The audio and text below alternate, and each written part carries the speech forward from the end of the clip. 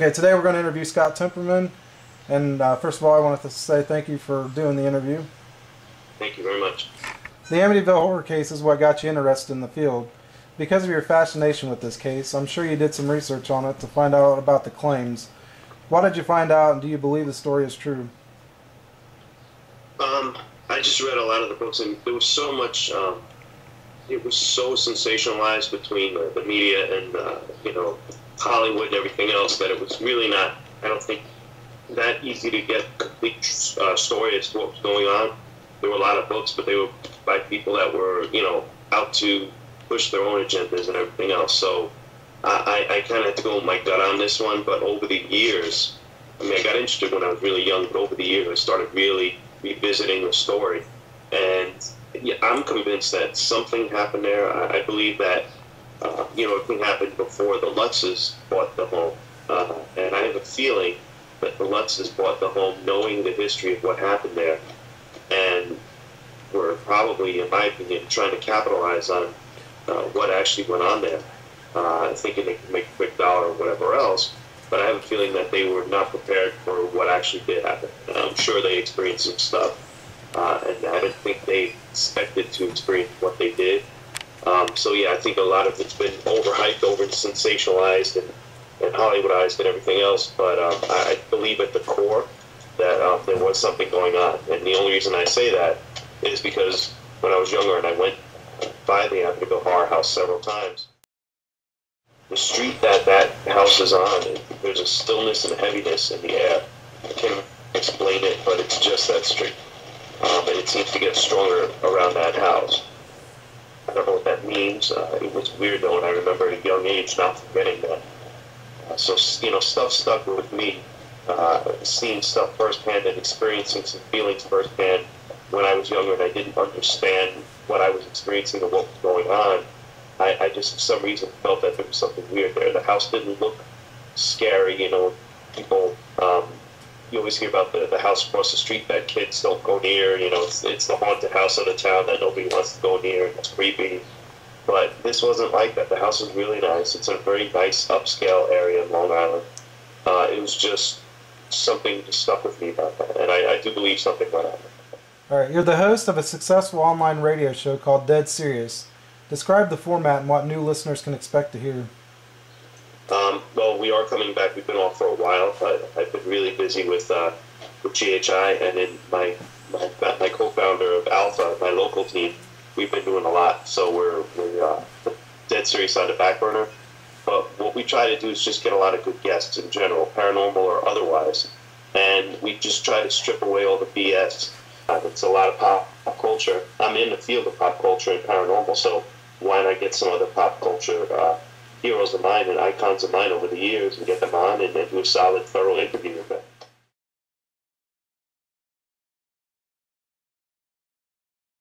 We want to get to know you as a person. That's the idea of the interview, not just, that you're, the ghost hunter on GHI. It's, getting to know you as, your likes and, things like that. So. Oh, yeah. And that's why the next question, when I was, doing the research and watching that interview, I saw the Chopping Mall poster. It's like half of it, but I knew what it was because it's one of those posters that, I saw when I was a kid, and I was like, God, I could see that movie. But the funny thing is, the poster doesn't really, when you watch the movie, it doesn't, match the poster that well. I don't think, it's a little misleading, but... It is. That's why a lot of the movies back then are... I'm actually writing 2 books right now. I have 2 out, but I'm writing 2 more. One's more of an autobiography, but the other one is a horror movie book. And it's about obscure horror films that have just been overlooked over the years for either due to time or due to the fact that they were poorly marketed or, just tanked at the box office because they were different. And a lot of them I'm trying to get people to revisit and check out. Chopping Mall is probably one of my absolute favorite movies of all time. And I have that in that book. Again, that could have been because, 86 when that came out, it could have been, I don't remember exactly what was out, but I'm sure there were a slew of horror movies in the theater at that time. That was a low-budget release. It was a low-budget company putting it out, and the marketing was obviously, different. So that's probably why it initially didn't really take off. And it's now found a life as a cult classic on DVD and video and But Yeah, I love them. can you name some of the other movies that you like maybe two or three? I think Slumber Party Massacre is one of the best movies of the '80s because that's the ultimate um, female empowerment. You know, the big thing with the '80s was the final girl. Horror movies, you know, all these people get killed, and it's always the final girl that survives and does this and that and whatever. And I think sleeping. I think Slumber Party Massacre really empowered women. It was written and directed and scripted and everything else produced by women. The whole franchise was. And I think it was a really important horror film that is again been slowly finding a life on DVD. It's a great film. I really, really would recommend that one. Probably is one of the best ones in the '80s to stick out. And then I think personally the greatest horror film ever made, hands down, is called Near Dark, and that was made in the late '80s. Came out in '87, pretty much in the wake of the Lost Boys, and it tanked. And again, the marketing was bad for it. The poster art was terrible. There was no word of mouth for it, and everyone loved the Lost Boys. Lost Boys was good, but Near Dark was just the best movie ever made in the horror genre. Well, I agree. The bar scene is what always stands out for me when they bust into the bar scene. I just think that it's well made, well acted, well executed, well written, everything. Fantastic. Yeah, the dialogue is really cool. Yeah. A lot of good one-liners. Exactly. The Burning was actually another one that was kind of like that. Came out about the same time as Friday the 13th, and it kind of got pushed away because of Friday the 13th, and not a lot of people know about that one also. Yeah, exactly. In my book, it's funny you brought that up, but it's called Overlooked and Underrated: 100 Fantastic Forgotten Films of Horror. And right in the intro, I talk about Sleepaway Camp and The Burning, because I went Sleepaway Camp in the '80s, and I remember our counselors vividly telling us a story about this guy named Cropsy and you know, this girl named Angela and all that. And everyone was freaked out. I knew at that time, I must have been 7 or 8 years old, and I knew that's Sleepaway Camp, that's The Burning. I know what that is. And I was into those movies back then. I know Jason Alexander had a tiny part, you know, from Seinfeld, had a tiny part in The Burning. I have it on DVD. It's a great film. That got lost in all the, you know, summer camp slasher movies because it was like, oh, another rip-off Friday the 13th. But that one actually added a lot to the genre, and that's a really good one. Yeah, Sleepaway Camp is most effective if you don't know the ending. It's fun watching it with somebody who hasn't seen it before and watching their reaction at the end. Yeah, that's good stuff. All of them are good. They just did a new one. Well, not new, but it's probably 4 or 5 years old now. Return to Sleepaway Camp, which was the 5th one because they had the 2nd and the 3rd one. The 4th one was a scrap movie. They never made it. They ran out of money and just pulled the plug. But that DVD is still floating around very rare circles. I actually have it. I'm so happy. But Return to Sleepaway Camp was great, and they're actually doing another one. And all those movies they're a lot of fun. They're cool.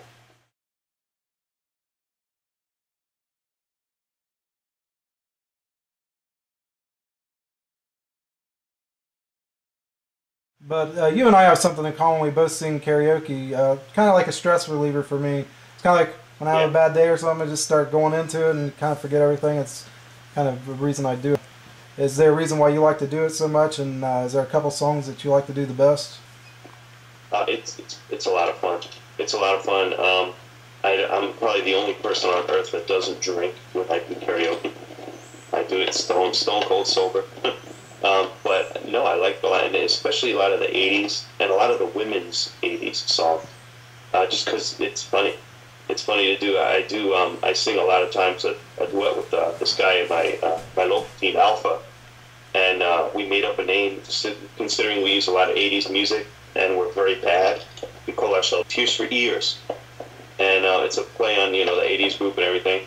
But we try to cover all this '80s music. Last 2 weeks ago, I think we sang "Frankie Goes to Hollywood," "Relax." We had the gloves. We did the whole video.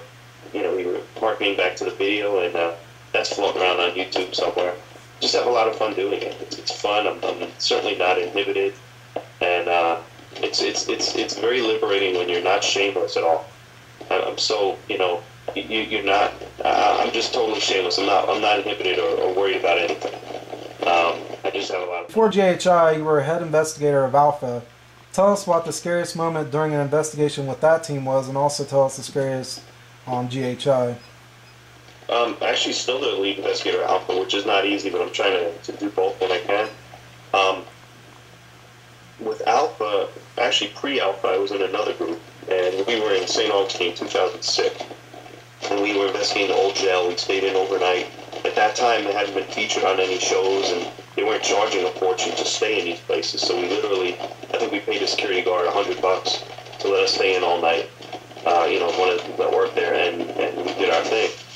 And at the time, these girls that were in our team were using a Ouija board. I don't really, care about those. I don't get all worked up like people do. Oh my God, they're evil. To me, it's just a piece of wood or a piece of cardboard or whatever. I don't get excited about that.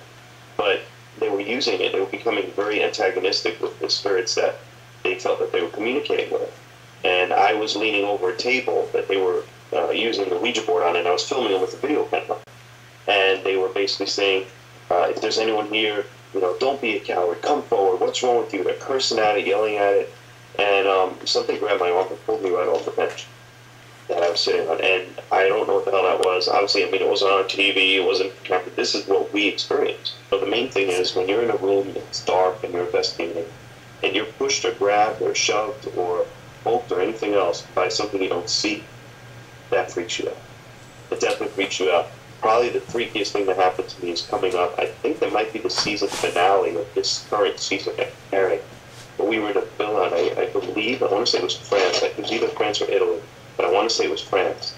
And Joe and I were investigating the kitchen area. We kept going around, and they actually showed this little clip in the preview for the season. But I'm like, oh my God, there's something right there. I don't know what it was. We were just going around doing our readings and trying to communicate with something. And we probably circled the same area like 3 or 4 times. And the last time I made contact with something, let's put it that way. And that really freaked me out. Then when I joined GHI, probably my 3rd or 4th case, it was in Markham Castle. We were in Wales. And that's before we had perma partners, and that's when Rob, Brandy, and Ashley, and everyone else was still on the team. And I was investigating with Barry. And we were talking to the camera, how we do the little interviews to, oh, well, now Barry and I are investigating whatever. And something grabbed my leg while I was doing the interview. And I freaked out. I'm like, Barry, Barry, Barry. He's like, I'm right here. But they aired that. But that was the first time that happened with GHI.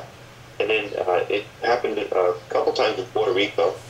And then that thing happened in France. I don't certainly think I'm sensitive or a magnet for anything, but stuff's been going on that I can't. It's been very odd. Is there a country that you've been to that you can say is more haunted than any of the other ones you've been to, or are they basically pretty much the same? I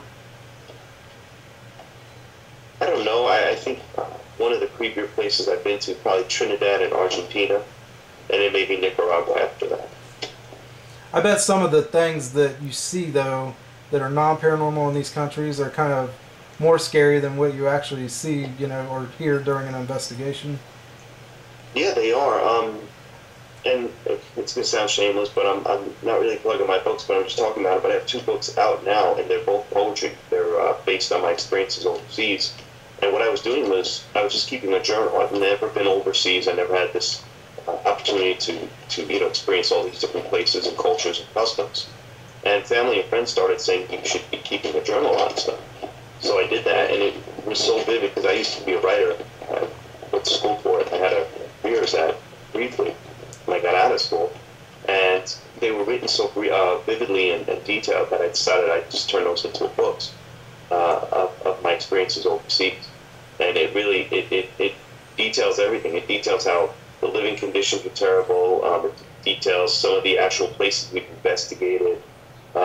It's definitely a sombering experience to go to, go overseas and see the way that people live and the way that people had lived, and a lot of the places that you investigate are just overwhelmingly sad or freaky or just weird. I'm the lead investigator of my team, and safety is one of my main concerns. That I don't want something getting attached to one of my investigators and then them taking it home. Is there something that you guys do to protect yourself, or can you recommend anything to make it safer? Or I think the main thing that we really worry about is when we see the condition of a lot of these places that we go into, we're worried of the safety factor of not collapsing on us, or they look totally dilapidated, or they look like if you sneeze the wrong way, the whole place will fall down. But I think that's our main concern. I think approaching every investigation, though, is we're doing a TV show, but we're investigators first, so we're really taking our job seriously, and we're approaching it just like everybody would, carefully, cautiously, with intelligence, with common sense, and I think if you do that, you're pretty safe with that. I know that people mention demonic forces and spirits and evil presence, and I don't personally haven't dealt with too much of that. So, like I said, just by being level-headed and being mindful of the case in front of us, I'm fine with that. I've never had a problem with that. I don't know anyone that has had stuff attached and go home with them or any problems like that. That seems to work for me. I think if I'll experience otherwise, and I'll probably have to change my outlook on stuff. But no, right now, I just think approaching it just common sense and smart and cautiously is the right way. Yeah, basically what I told my members, or what I do tell them, is that you need to have some kind of faith in something. It's just the belief that, whatever you believe in, just have that faith with you when you're investigating. So exactly. The fact that we, the six of us, we all have our own beliefs. We all have our own, thing that we hold true to us and, hold important to us. But we don't let that encroach on the investigation. It doesn't impede anything. It doesn't do whatever. But I'm sure, I can't say that, I don't know, but who knows if Susan doesn't go and do a little white light ceremony, or Joe doesn't go and meditate, or Paul doesn't go and pray. I don't know. But overall, when we go to investigate, we just hit it, we just hit it hard and we hit it the right way. And overall, I think doing that, keeping grounded, is what works for us. Is there one place that you haven't investigated that you really want to do? Yeah, Jonestown in Guyana. I thought we might have been going there before, and I got very excited, but I wasn't right with where we were going. But the places we ended up, you'll see this season, they start good and they get better and better and better. And just the fact that Jonestown, if everyone knows about the Jonestown massacre,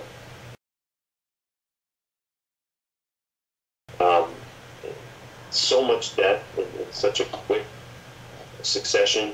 In my opinion, there's got to be something going on. And I would have loved to investigate that place. That's probably number one on my list. You're told that you're going to be sent to a place that's rumored to be one of the most haunted places ever. But you're only allowed to take 3 pieces of equipment. What would be the 3 pieces of equipment that you would take?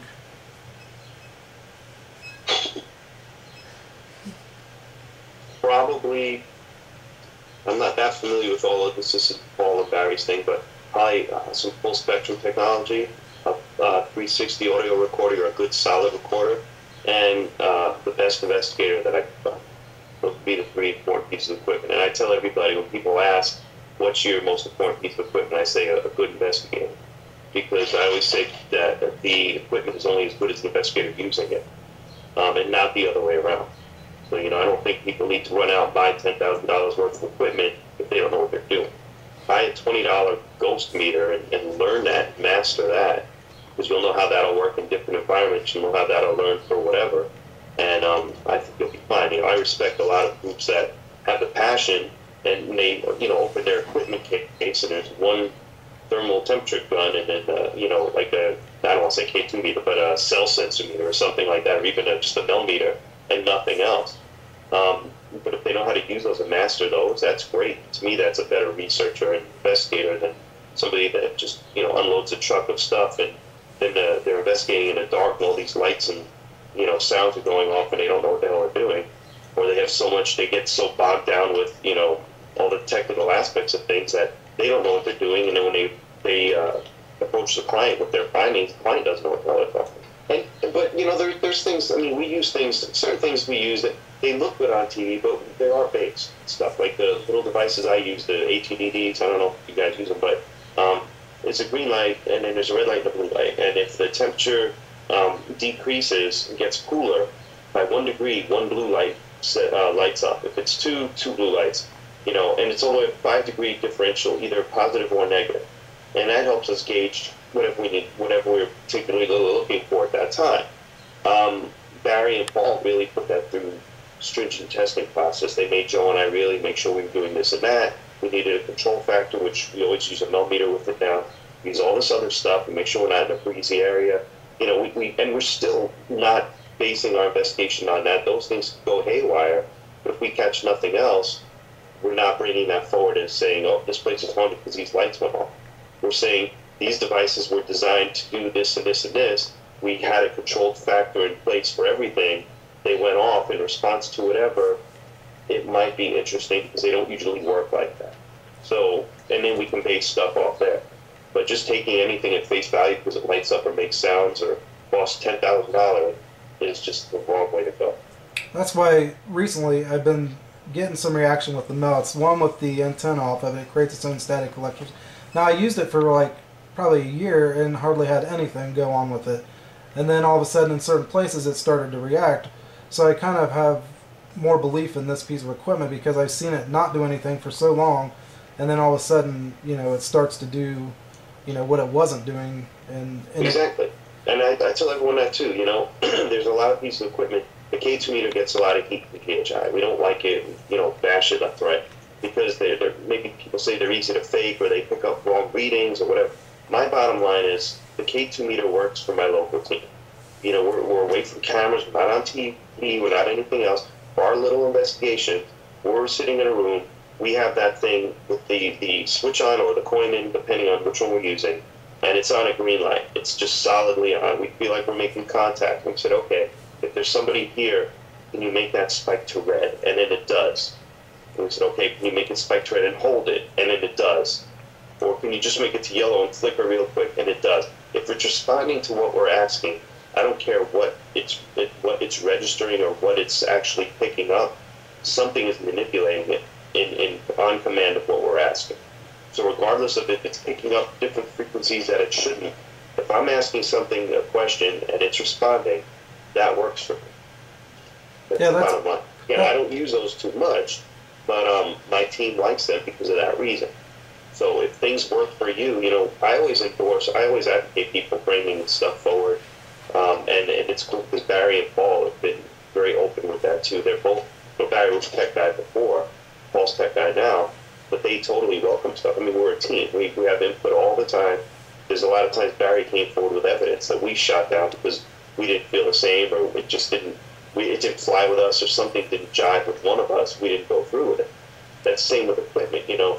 They invite, they're like, hey, we don't know everything. If you have something you want to try, bring it forward. We'll test it, we'll do whatever. If it's not going to, you know, go off weird, or if it's reliable enough that we can use it during our investigations, we will. The only reason we won't is if it's not accurate and not reliable. And that's one of the things I like to do. When I see it start to react, I'm like, okay, I wait for it to stop, and then I go, okay, if you're really making this go off, I want you to do it on the count of 3. So I like to see it happen on that call. Like, you know, if it does it again on that count of 3, okay, and I stop again, I do it again, it happens twice, then we start to really believe that something is actually messing around with it. Well, yeah, and that's the one time that we used those ATDD devices, is that Joe and I were in Napier Prison. It was the season finale from summer, and we were in a cell, and we had the millimeter out as well. We had all these control things in play. We had these devices lit up, and Joe's like, okay, if there's someone here, I said, if there's somebody here, they cut some of it because it's, you know, 40-minute show. But if there's somebody here, come forward, on the count of 10. I count to 10, nothing happened. Joe was thinking he had a likeness of the Maori people, so he was going to try it. He's like, let me try. He counted to 10. He's like, does anyone here on 10? You know, don't say 10 and then wait 2 minutes and something happened. Oh my God. On 10, it's a steady reading. On 10, if there's somebody here, make these devices go off. He counted to 10 and they went off. Joe's like, okay, that's interesting, but let's try it again. And I said, okay, let's try 5. Or I think we did it backwards, 5 and then 10. And I said, okay, let's hear it. Let's see what you can do on a count of 5. And I counted to 5, nothing happened. Then Joe's like, okay, let me try it. You responded to me before. I'm going to count. On the count of 5, make these things go off. He counted to 5, they went off crazy. The millimeter responded. Everything responded. Something was going on, and we had contact. We heard sounds in the hallway. When you add all that stuff up, things were going on. Things were weird, and that was definitely, for me, that was good evidence, and I think we did actually bring that forward. We're dealing with spirits that have retained, in my opinion, all the traits and attributes they had when they were in life. They have those in death as well. So whatever kind of person they were, they're going to gravitate toward those people. So, I always say you should have different groups. You should switch up the groups. You should do everything else. What works with us, with GHI, is that there's two teams that have a guy and a girl, and then there's Joe and I that have two guys. So that's why we were getting a lot of reaction in Napier with certain things when some of the girls weren't, because they didn't think the girls were worthy or whatever. And then again, the girls were getting hit and shoved on their heads, which was a sign of disrespect to females, which Joe and I obviously didn't experience. So it's very interesting to see our dynamics when we do certain things. So how much time do you guys spend on a typical investigation? I know there's 40 minutes that we see, but how much time? We usually between all our cameras and the crew cameras that follow us, as well as our own camera, we probably film about 70 hours worth of footage for a one case. And again, if we have two cases in an episode, they're cutting those 70 hours of footage down to 21 minutes, 22 minutes. That's horrible. I mean, they do what they can do. They pick the best, and I think they do a good job with it. But unfortunately, the places are never given the proper justice that they need. I'd love to see one season, or at least a half of a season, have one or two cases and just track it from beginning to start those cameras running. We don't fake anything. We're not a fake show. It's not that exciting all the time. You guys know how you investigate. You sit in the dark for hours, nothing happens. But I'd love to see the cameras start the minute we get to a place and have us going through evidence left and right, staying up all night, getting up in the morning, doing this and that, getting everything done, because people always are the first to complain, oh, how come you guys didn't even talk about this and that, or this happened but you never made this, or you didn't ask that, or you only spoke English and you were in a foreign country. We do everything we need to do. We speak in other languages. We'll go and we usually have a person that will help us, a fixer or a guide, or if we even stay in a hotel, we'll write phrases down in English that we want to say in their native language, and we'll ask people that live there to translate for us. And then even phonetically, don't just write it, but spell it out and say it out for us so we know how to say it. And we will go into a property and say it that way. But we have an American audience. Nobody's going to want to hear subtitles. Nobody's going to watch subtitles or just hear us speak, ripped up language when we don't know how to speak it properly. For the investigation we do, and we try to get results, but they're only going to show the English. People think we just speak English, which is really not true at all. I don't think we ever have only spoken English unless it was an English-speaking country. Yeah, it'd be kind of cool if they put some of that on the DVD that comes out. Did they do Exactly. that, do you know? Or is it just what we see? I know they're going to be adding, because they have a season 2 part 1 is coming out in March on DVD, and then they just released season 2 part 2 press release, which is going to be out in May, which is my first batch of episodes, which I'm excited about. But yeah, I mean, supposedly they're going to have at least an hour of bonus footage. I don't know what that means, but a lot of stuff was excised, so hopefully they'll put it back in. They'll put the relevant things. They'll put the funny things. We have a lot of funny stuff going on. Hopefully they really start doing these a lot more justice than I think they've already done. It's funny, though, and the bottom line is, I mean, we have stuff that freaks us out, and they're trying to make scary shows, which is cool, but you can take something, you can cut it one way, make it scary, you can cut it another way, make it funny, and you don't have to alter anything. It's just the way it's put together. But bottom line, I mean, I believe in ghosts. We all believe in ghosts. But at the end of the day, you have 20, 30, and 40-year-old people on our team. Okay, you have a 40-year-old man walking around in the dark looking for ghosts. That's funny.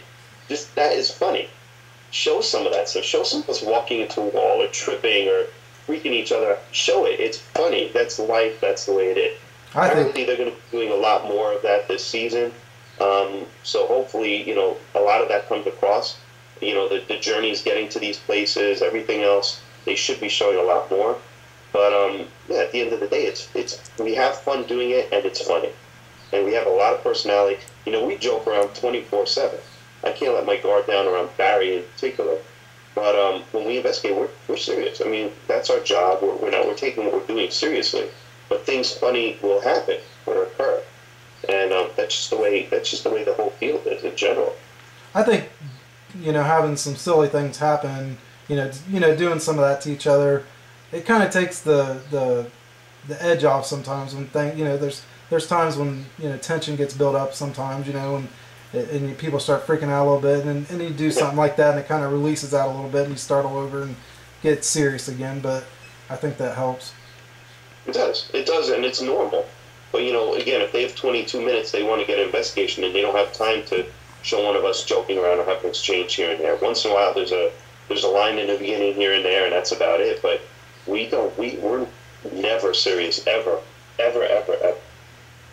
Now, have you ever seen, like, we don't ever really get, when we watch a show, we don't get to see the crew member, like the cameraman, ever say anything, and, you know, we don't really get to see them react. Have you ever seen one of the cameramen that we don't see get freaked out? And Well, yeah, we see that a lot because sometimes they're experiencing stuff, or you know, they're filming us and we're looking over here and we'll hear something behind us.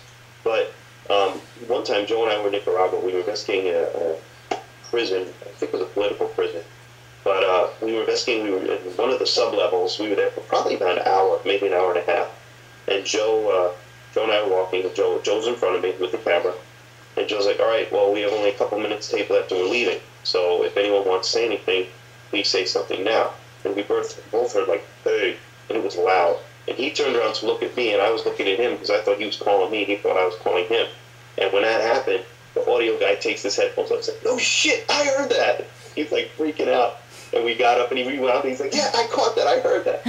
So yeah, it happens a lot. And they get all into it because, they, you know, I don't know, just with everybody, you know, you don't know if everybody necessarily believes stuff. You know, we have 18 people on the crew, but they respect what we're doing.